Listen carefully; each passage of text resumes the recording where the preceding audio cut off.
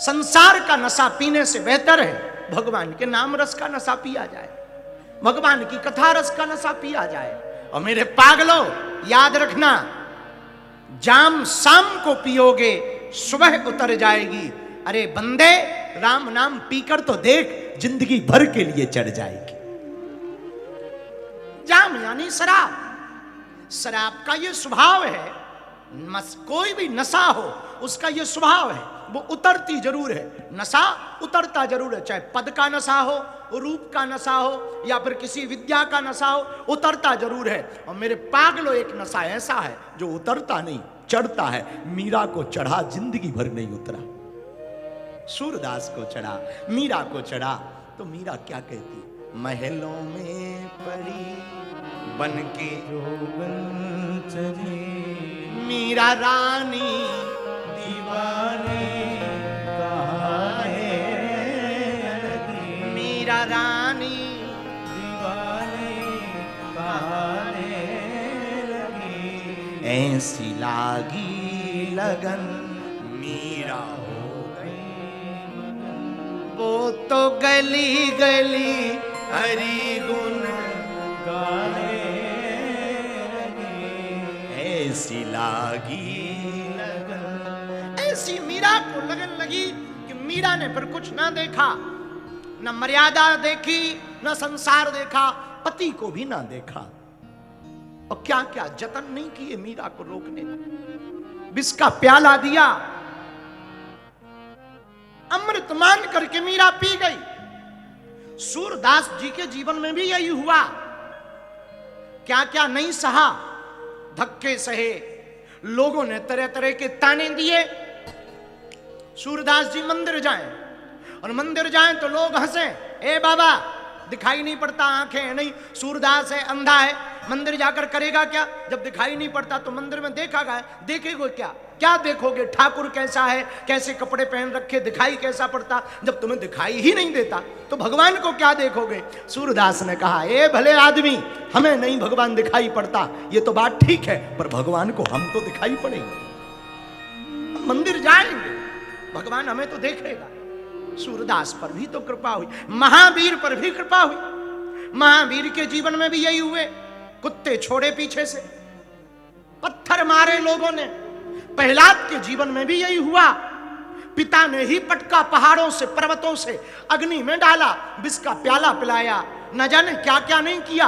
होलिका के साथ गोद में बैठा करके जलाना चाहा, पर प्रहलाद का भी बाल बांका न हुआ।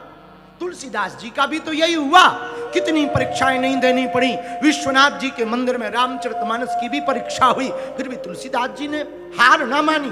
हम तुमसे भी कहेंगे, राजकोट के प्रिय श्रोताओं, आज की कथा का ये सूत्र नोट कर लो, पूरी दुनिया पीछे पड़ जाए पर तुम भगवान की भक्ति मत छोड़ना,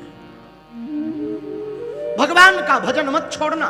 जगत भले ही पीछे पड़ जाए, जगत का अपना काम है, तुम्हारा अपना काम। देखो, जो कर्म करोगे वो पक्का है पाओगे।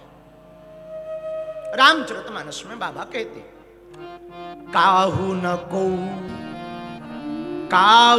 को सुख दुख कर दाता, और निज कृत कर्म सो पाए विधाता।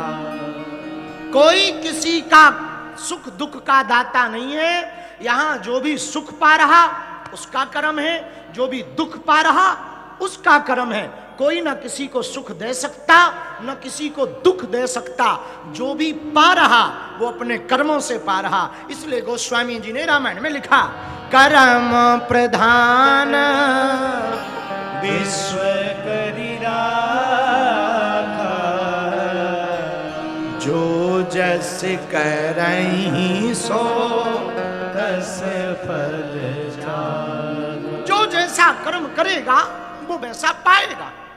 कोई किसी को ना सुख देता है, ना कोई किसी को दुख देता है। सब अपने अपने कर्मों के द्वारा इस जन्म में जो किया सो पाओगे अगले जन्म में। एक ही घड़ी पर, एक ही समय पर पैदा होने वाला व्यक्ति, कोई गरीब मजदूर के घर पैदा होता और कोई अमीर के घर पैदा होता, पर है तो एक ही समय, एक ही घड़ी, एक ही मुहूर्त। पर कोई अमीर के यहाँ, कोई गरीब के यहाँ घड़ी का महत्व नहीं है, महत्व है उसके कर्म का।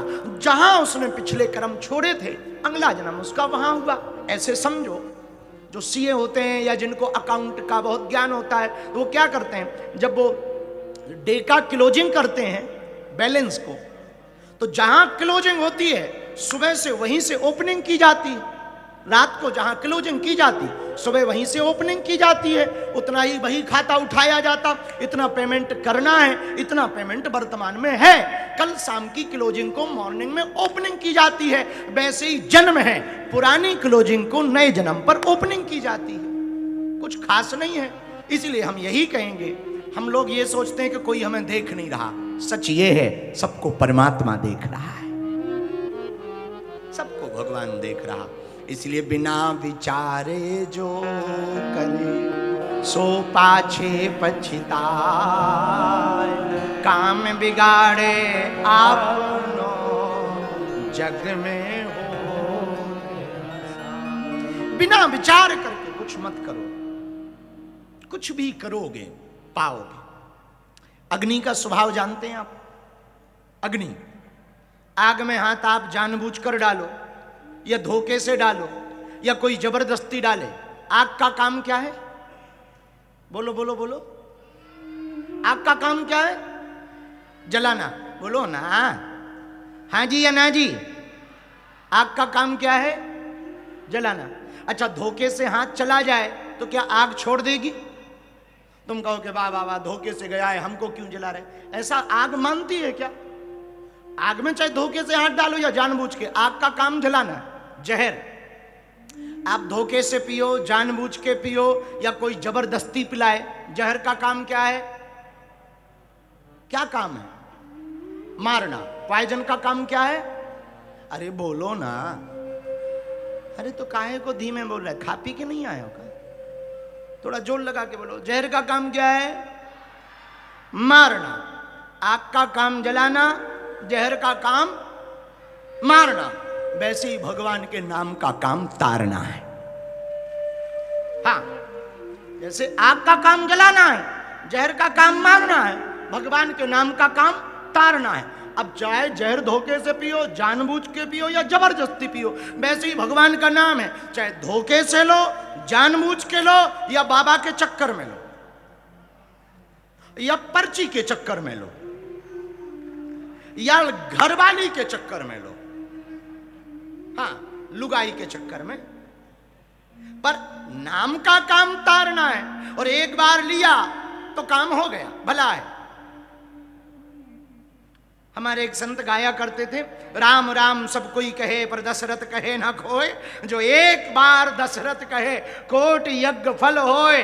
तो किसी ने कहा कि हम दशरथ कह देते हैं। अरे बोले दशरथ नाम की बात नहीं करे, दशरथ। दशरथ मतलब 10 इंद्रियां, 5 कर्म इंद्रियां, 5 ज्ञान इंद्रियां, 10 इंद्रियों के ऊपर मन को बैठाकर जो एक बार राम कहता है, उसे करोड़ों यज्ञों का फल प्राप्त होता है। तो राम जी का नाम, भगवान का नाम, हनुमान जी का नाम आप जैसे लोगे वैसे भगवान प्रसन्न होंगे। रामचरितमानस में इस बात की भी पुष्टि है। उल्टा नाम जपऊ जग जाना। उल्टा नाम लेकर के वाल्मीकि जी ब्रह्म के समान हो गए। अच्छा, उल्टा नाम क्या था? मरा मरा मरा।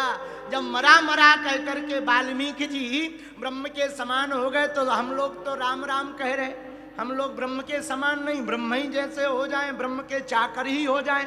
बोले क्यों नहीं हो रहे हैं? अरे बोले गड़बड़ है। बोले क्या गड़बड़ है? बोले जीभ से तो जप रहे हैं, मन से नहीं जप रहे। हाँ, बाहर से जप रहे हैं, अंदर से नहीं। अच्छा, ये अंदर बाहर क्या? बोले भैया बाहर है माया, अंदर है मायापति। जो मन से भगवान के नाम को जपेगा, एक बार के नाम से ही उसका कल्याण हो जाएगा। बोलो सीताराम। जोर से बोलो, और जोर से बोलो।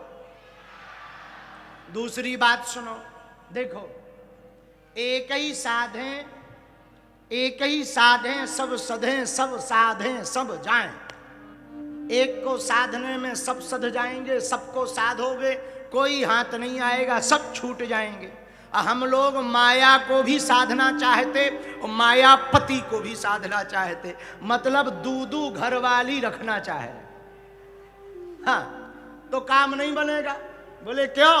बोले वाह, एक दूसरे को पता लगेगा तो भयंकर लड़ाई होगी और चप्पल जूता और पड़ेंगे। तो बोले क्या किया जाए? बोले सुनो, एक हाथ में एक ही काम ठहराओ। बोले क्या ठहराएं?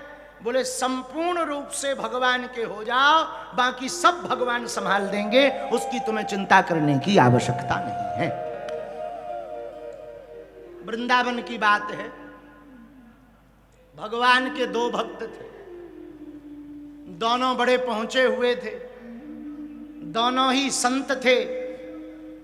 एक संत ने कहा हम भगवान के अलावा किसी को नहीं मानते, तो दूसरे ने कहा मतलब? बोले हम भगवान के अनन्य भगत हैं। कौन से भगत हैं? बोलो बोलो बोलो। अनन्य भगत। तो महात्मा ने कहा ये अनन्य क्या है? बोले राम कृष्ण, राम सीता लक्ष्मण हनुमान नारद शिवजी वाल्मीकि वेदव्यास, ये जितने भगवान हैं हम इनको नहीं मानते, केवल एक को मानते, भगवान कृष्ण को। इसको कहते हैं अनन्य भगत। तो दूसरे वाले महात्मा बोले तुम अनन्य भगत हो तो हम फनन्य भगत। तो अब पहले वाले का दिमाग खराब। बोले अनन्य तो ठीक है, ये फनन्य क्या है? बोले तुम तो राम हनुमान नारद जी वाल्मीकि जी शंकर जी जानते ही हो, हम इन्हें भी नहीं जानते। तुम तो नाम ही जानते, हम नाम ही नहीं जानते, एक ही नाम जानते। बोले क्या? बोले जय द्वारकाधीश भगवान। तो जो औरों को जाने वो अनन्य, जो केवल एक को जाने वो फनन। तो अब तुमसे पूछा जाए आप कौन से भगत बनोगे, तो सब लोग कह देंगे हम तो फनन्य भगत बनेंगे। देखो कई बार फनन्य भगत बनने के चक्कर में चेला ही फनन्य हो जाता। हाँ, भगत भी चार प्रकार के होते हैं। कितने प्रकार के? बोलो बोलो बोलो। पूछो कौन कौन? पहला असली, दूसरा नकली, तीसरा फसली, चौथा दकली। अच्छा ये असली कौन है? जो चलो उल्टा करो, सीधे से नहीं उल्टा से लो। ये दकली कौन है? बोले अच्छा नहीं नहीं सीधा चलो, उल्टा नहीं सीधा चलो, नहीं तो तुम्हें समझने में फिर गड़बड़ हो जाएगी। चार प्रकार के भगत होते, असली, नकली, फसली और दकली। असली कौन है? कौन है असली? तुम हो? राजकोट का आदमी हाथ उठा रहा हम से। बाकी सब नकली है। अटरी के बारे नकटा। तो असली कौन है? बोले जिसकी भक्ति में प्रदर्शन नहीं दर्शन है वो असली है।